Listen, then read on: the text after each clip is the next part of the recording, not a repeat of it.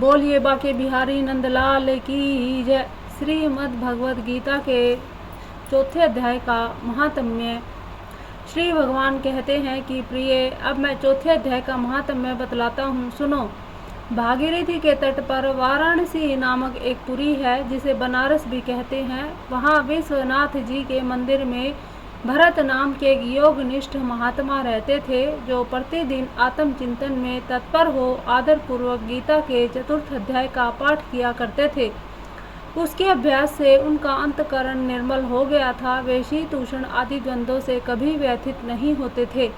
एक समय की बात है कि वे तपोधन नगर की सीमा में स्थित देवताओं का दर्शन करने की इच्छा से भ्रमण करते हुए नगर से बाहर निकल गए। वहाँ बेर के 2 वृक्ष थे, उन्हीं की जड़ में वे विश्राम करने लगे। एक वृक्ष की जड़ में उन्होंने अपना मस्तक रखा था, दूसरे वृक्ष के मूल में उनका एक पैर टिका था। थोड़ी देर बाद जब वे तपस्वी चले गए, तब बेर के वे दोनों वृक्ष 5 ही 6 दिनों के भीतर सूख गए, उनमें पत्ते और डालियां भी नहीं रही। तत्पश्चात वे दोनों वृक्ष कहीं ब्राह्मणों के पवित्र गृह में 2 कन्याओं के रूप में उत्पन्न हुए। वे दोनों कन्याएं जब बढ़कर 7 वर्ष की हो गई, तब एक दिन उन्होंने दूर देशों से घूमकर आते हुए भरत मुनि को देखा। उन्होंने उन्हें देखते ही उनके चरणों में पड़ गई और मीठी वाणी में बोली, मुने, आपकी ही कृपा से हम दोनों का उद्धार हुआ है। हमने बेर की योनि त्याग कर मानव जीवन प्राप्त किया है। उनके इस प्रकार कहने पर मुनि को बड़ा विस्मय हुआ। उन्होंने पूछा, पुत्रियों, मैंने कब और किस साधन से तुम्हें मुक्त किया था? साथ ही यह भी बताओ कि तुम्हारे बेर के वृक्ष होने का क्या कारण था, क्योंकि इस विषय में मुझे कुछ भी ज्ञात नहीं। तब वे कन्याएं पहले उन्हें अपने बेर हो जाने का कारण बतलाती हुई बोली, मुने, गोदावरी नदी के तट पर छिन्न पाप नाम का एक उत्तम तीर्थ है, जो मनुष्यों को पुण्य प्रदान करने वाला है। वह पावनता की चरम सीमा पर पहुंचा हुआ है। उस तीर्थ में सत्यतपा नामक एक तपस्वी बड़ी कठोर तपस्या कर रहे थे। वे ग्रीष्म ऋतु में प्रज्वलित अग्नियों के बीच में बैठते थे। वर्षा काल में जल की धाराओं से उनके मस्तक के बाल सदा भीगे ही रहते थे, तथा जाड़े के समय जल में निवास होने के कारण उनके शरीर के हमेशा रोंगटे खड़े ही रहते थे। वे बाहर भीतर से सदा शुद्ध रहते, समय पर तपस्या करते, मन और इंद्रियों को संयम में रखते हुए परम शांति प्राप्त करके आत्मा में ही रमण किया करते थे। वे अपनी विद्वता के द्वारा जैसा व्याख्यान करते थे, उसे सुनने के लिए साक्षात ब्रह्मा जी भी प्रतिदिन उनके पास उपस्थित होते थे और प्रश्न करते थे। ब्रह्मा जी के साथ उनका संकोच नहीं रह गया था, अतः उनके आने पर भी वे सदा तपस्या में मग्न रहते थे। परमात्मा के ध्यान में निरंतर संलग्न होने के कारण उनकी तपस्या सदा बढ़ती रहती थी। सत्य तपा को जीवन मुक्त के समान मानकर इंद्र को अपने समृद्धशाली पद के संबंध में कुछ भय हुआ।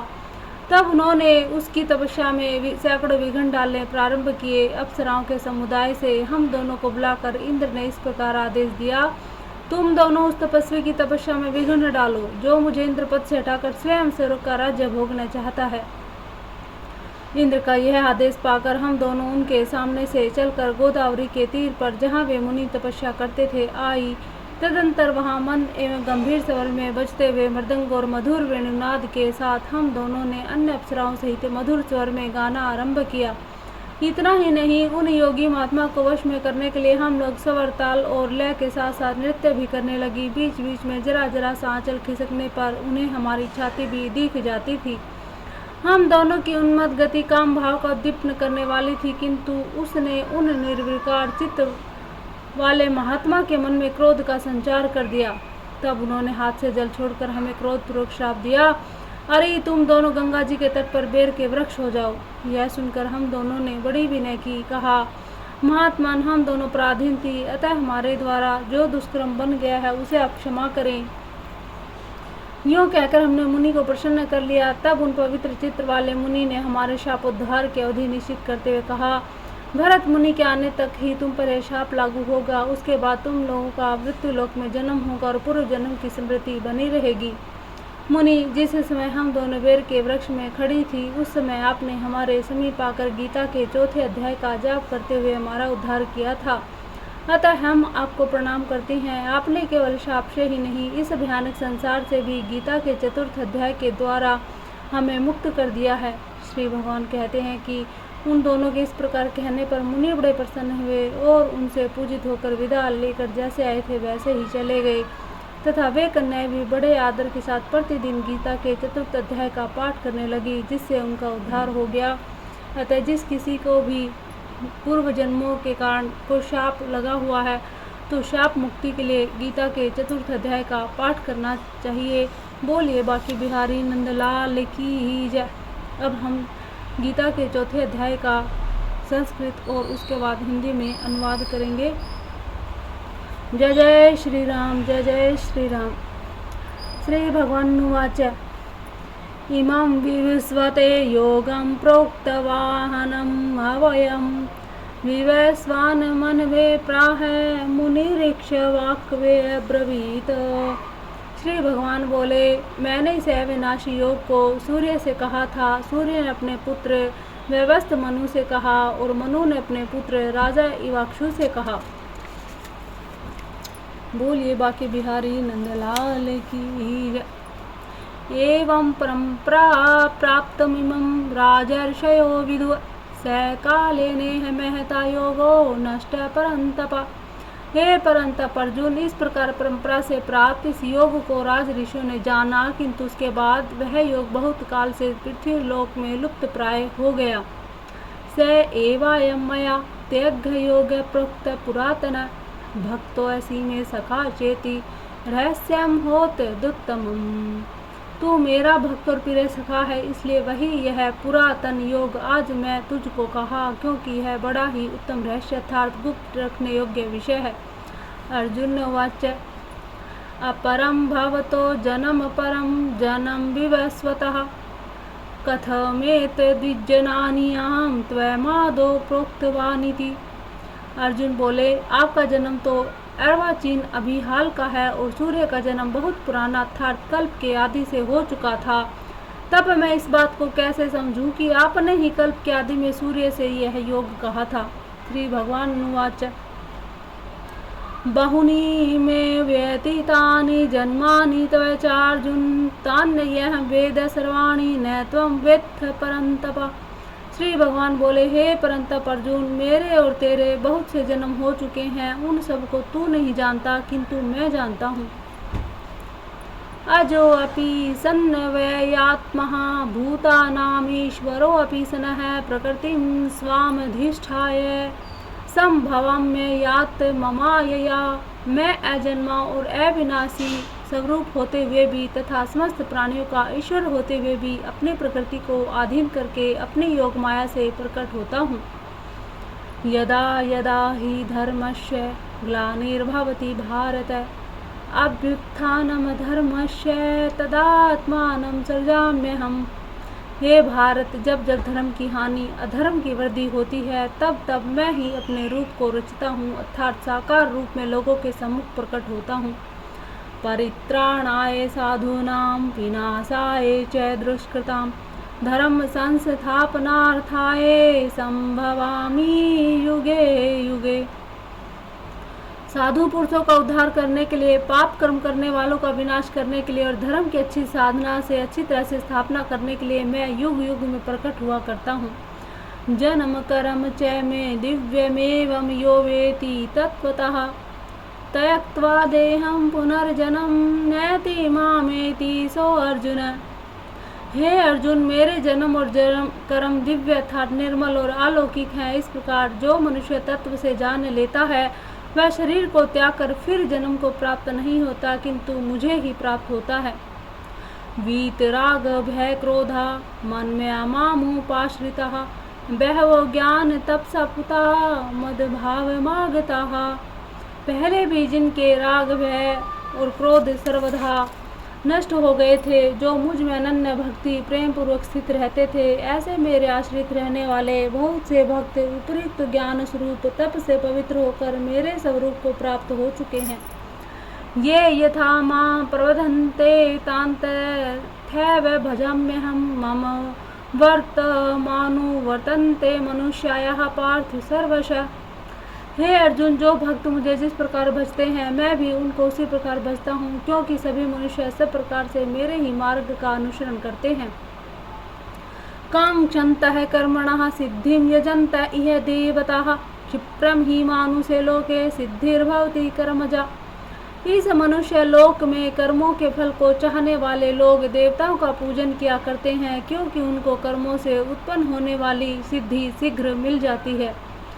चातुर्वर्ण्यमयां सृष्टं गुणकर्म विभागशः तस्य कर्तारमपि मां विद्य कर्तारमव्ययम्।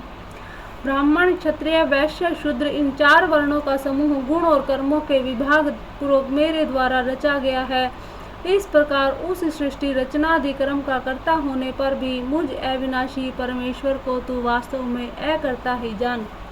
आप देख रहे हो, ब्राह्मण, क्षत्रिय, वैश्य और शूद्र इन 4 वर्णों का जो विभाग किया गया है वह गुण और कर्म के कारण किया गया है, न कि जाति के अनुसार।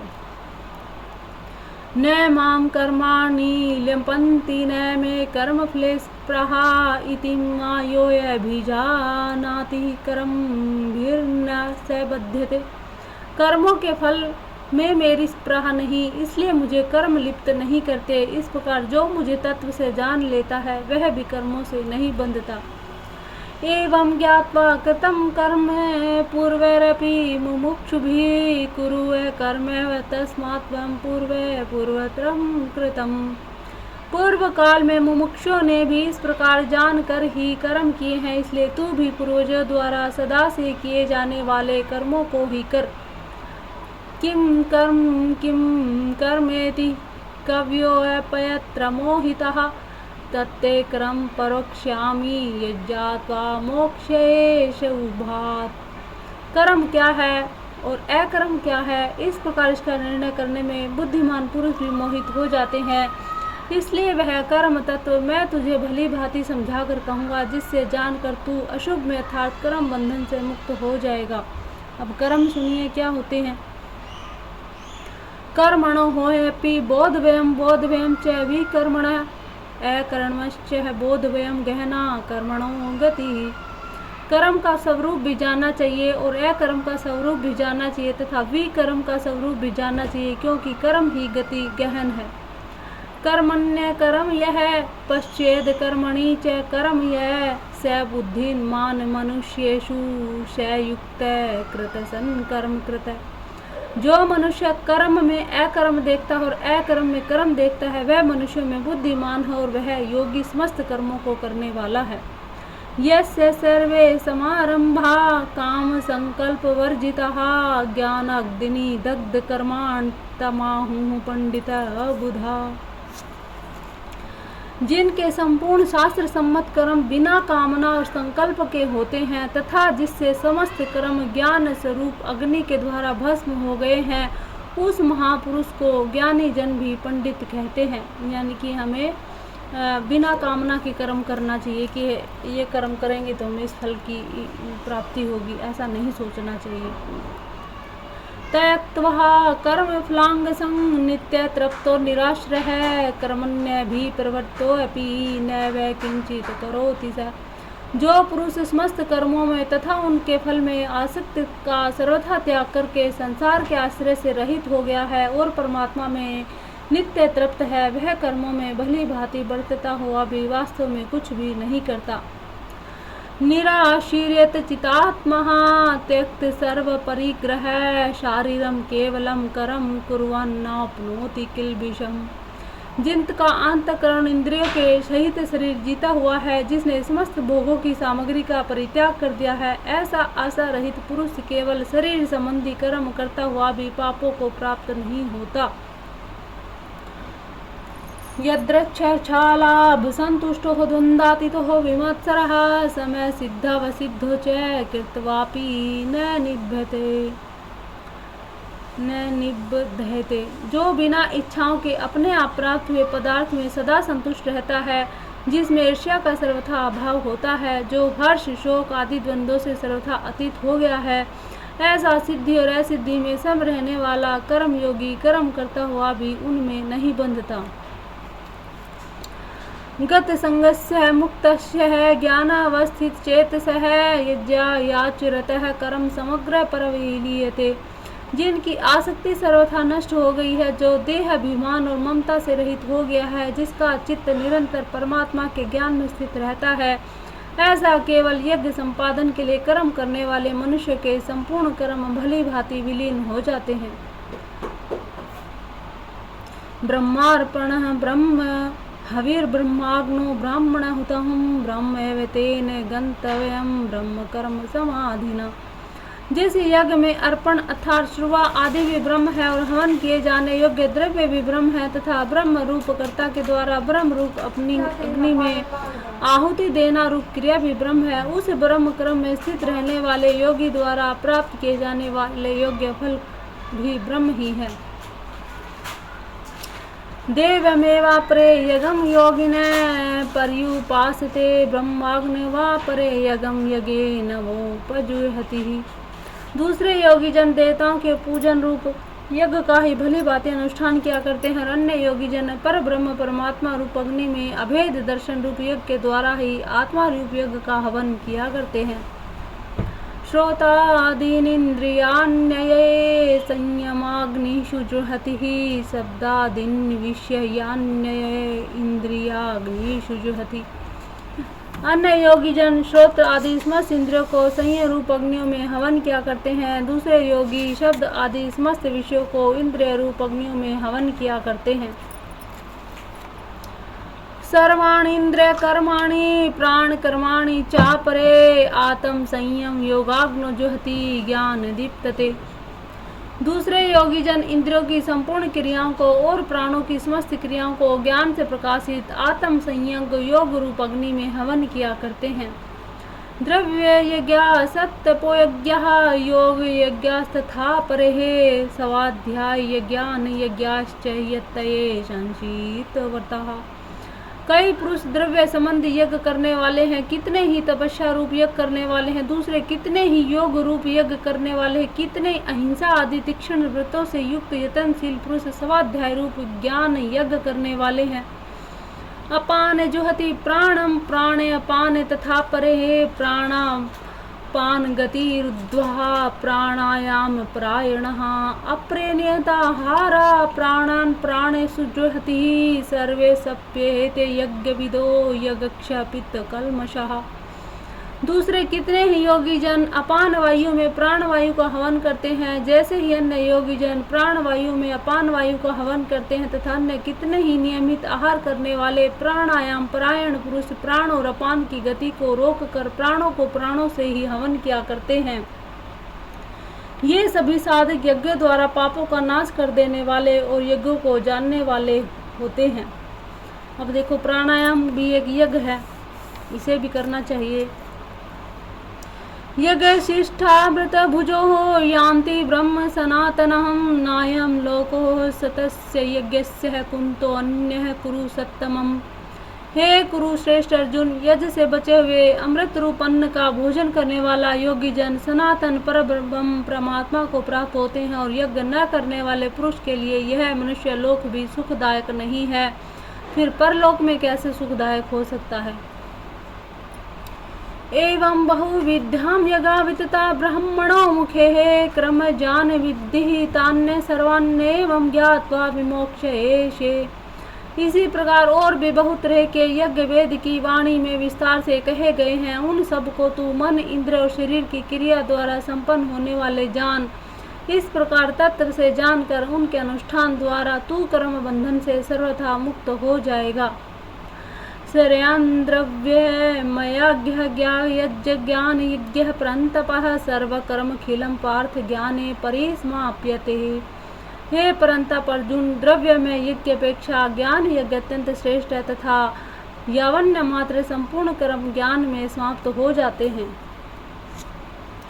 तदिद्धि प्रणिपातेन प्रिप्रशनेन सेवयाः उपदेक्ष्यन्ति ते ज्ञानं ज्ञानेन सत्तत्वदर्शिनः। उस ज्ञान को तू तत्वदर्शी ज्ञानियों के पास जाकर समझ, उसको भली भांति दंडवत प्रणाम करने से, उनकी सेवा करने से, कपट छोड़कर सरलता पूर्वक प्रश्न करने से वे परमात्मा तत्व को भली भांति जानने वाली ज्ञानी महात्मा तुझे उस तत्व ज्ञान का उपदेश करेंगे। यानी कि गुरु के पास जाओ तो दंडवत प्रणाम करो, छल कपट छोड़कर सरल भाव से प्रश्न करो, उनकी सेवा करो और फिर उनसे आप प्रश्न पूछो, तब वो आपका समाधान करेंगे। यज्ञात्वा न पुनर्मोहमेवं याशयसि पांडव ये न भूतान्य शेषेण द्रक्ष्यस्यात्मन यथोमयि। जिसको जानकर फिर तो इस प्रकार मोह को प्राप्त नहीं होगा, तथा हे अर्जुन, जिस ज्ञान के द्वारा तू संपूर्ण भूतों को निशेष भाव से पहले अपने में, फिर पीछे मुझे सच्चिदानंद घन परमात्मा को देखेगा। अपि चेदसि पाप भय सर्वे भय पाप कृतम सर्व ज्ञान पल्लवे नैव व्रजनिम संतरिष्यसि। यदि तू अन्य सब पापियों से भी अधिक पाप करने वाला है तो भी तू ज्ञान रूप नौका द्वारा निसंदेह संपूर्ण पाप समुद्र से भली भांति तर जाएगा। यथैधांसि समिद्धग्निर्भस्मासात् कुरुते अर्जुन ज्ञानाग्नि सर्व कर्माणि भस्मसात् कुरुते यथा। क्योंकि हे अर्जुन, जैसे प्रज्वलित अग्नि ईंधनों को भस्म कर देती है, वैसे ही ज्ञान रूप अग्नि संपूर्ण कर्मों को भस्म कर देती है। न हि ज्ञानेन सदृशं पवित्रमिह विद्यते तत् स्वयं योग संसिद्धि कालेनात्मनि विदन्ति। इस संसार में ज्ञान के समान पवित्र करने वाला निसंदेह कुछ भी नहीं। उस ज्ञान को कितने ही काल से कर्म योग के द्वारा शुद्धांतकरण हुआ मनुष्य अपने आप ही आत्मा में पा लेता है।